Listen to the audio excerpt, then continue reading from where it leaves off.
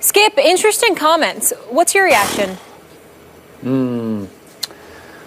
Stephen A. Smith, I know how much you love you some Nick Saban, and I'm sorry to inform you, I didn't love these comments. I frankly don't love a lot of what Nick Saban says to the media, and in this case, it came across to me as Nick Saban, again, trying to convince everyone just how great a job he did under very difficult circumstances when, as I reminded you again yesterday, he had 43 former Under Armour high school All-Americans on his roster to Clemson's 8.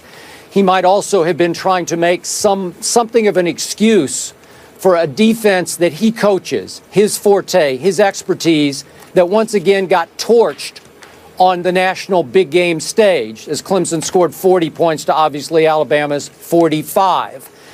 The reason Nick Saban wears me out is that he can be so thin-skinned, so defensive, often speaking down to the media, condescending to the media, ridiculing the media, scolding the media. I hark back to the midseason when he scolded the media for, quote-unquote, burying his team after the Ole Miss loss at home.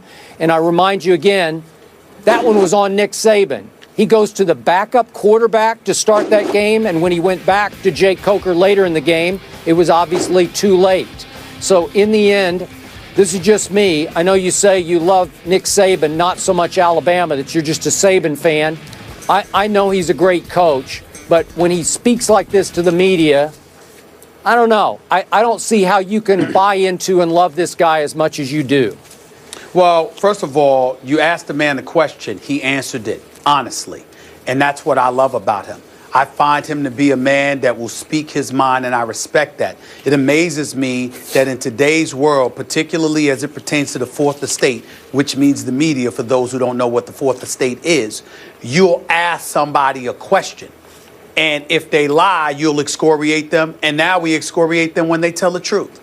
I don't have a problem with a man who's honest. I don't have a problem with a man who's honest and in tune with his emotions. And if the media, wants to take him denigrating them, that's on them. I wish some coaches would try and come at me like that. I live for that kind of stuff. That's right up my alley. It doesn't bother me at all. Because if you're going to stand by what you say and you're running across people who are principled in their own right, then you're not going to be affected by it. If Nick Saban was in my face and getting on me about something that I said and I wholeheartedly believed what I said, then we'd go toe to toe, and that would be that. But the fact is that I'd still walk away having profound respect for him to have the courage of his convictions, which is why I'm flabbergasted as to how you don't love so much of what he says and what he does. Skip Bayless, at the University of Alabama, this man is 105-18. He has won 85% of his games. He has won 5 national titles. You ask this man a question, and this man gives you an honest answer from the bottom of his heart. This is how he feels. This is where he stands. He doesn't give 2 cents about what anybody thinks. I can't believe that you, of all people, would have a problem with somebody like that. Because, Skip, you know who he kind of reminds me of? You. Oh. You know what I'm saying? You. Because you speak your mind. Absurd. You say, well, that's not what I'm saying. You speak your mind. You stand up for what you believe. You back it up with facts. You're not misinformed. And your perspective sometimes is challenged. And more importantly, your willingness to convey and verbalize your perspective is consistently challenged. How in God's name could you, of all people, have a problem with Nick Saban? I can't think of anybody more like him. I really can't. I can. First of all, I'm not the head coach at Alabama. I don't regularly speak to large groups of reporters, to the media.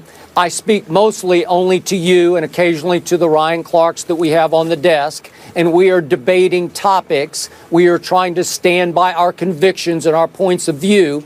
And in this case, that comes across as nothing but self-serving. And I don't know how you can respect a man for saying, oh, woe am I. It was so hard to get my kids up for one bowl game and then a second final bowl game. Wait. What is wrong? Hold on. What is wrong with him acknowledging that it was a challenge and it was difficult for him. There's nothing wrong with that. That's number one. And number two, are you telling me that if you weren't Skip Bayless on First Take and instead you were a football coach, you would stand before the media and you wouldn't speak your mind? You wouldn't say what you believe to be true? Is that what you're saying? Yeah, but after I won the championship, I wouldn't be so self-serving to try to convince everyone how great a job I did that people don't understand because it was so difficult. I had look, he had the favorite, the prohibitive favorite in this game with a much more loaded roster than Clemson did. And yet you're letting him get away with saying it was so difficult for us to play a semifinal and then a final.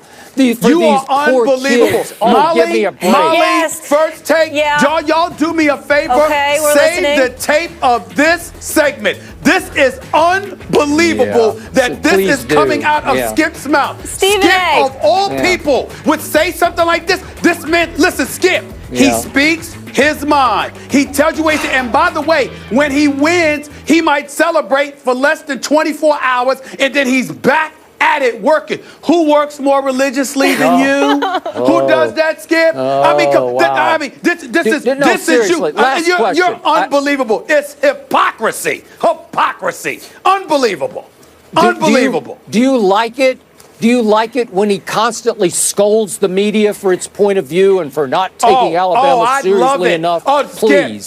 Skip. I'd love it. If I was writing, covering Alabama, Nick Saban would be talking he'd have at least a 1-week session about me because we'd be going back and forth, back and forth. He's entitled to his opinion, and I'm entitled to mine. We'd be going at it. I don't understand it personally. I really, to me, Nick Saban for a reporter is heaven. He is heaven for a reporter. Heaven. I don't want him to change one bit. I love the guy. I love him. I really do.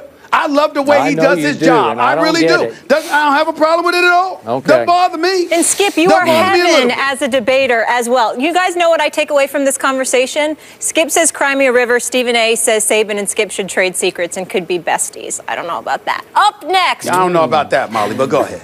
I stretched it a little. Yes, Pretty degrading. Vontez Burfict supposedly spit on a player. Where's Ryan Clark? You know a little bit about Cincy. Get out here. Help me. I'm trying to bring a little peace to the set. You are. They are goodness. feisty today, right? I thought they'd be tired You from got being no exhausted. shot at that, bro. I do love Nick and Skip all at the same time, so it's about to say. Yeah, we're feeling the love. Thank you.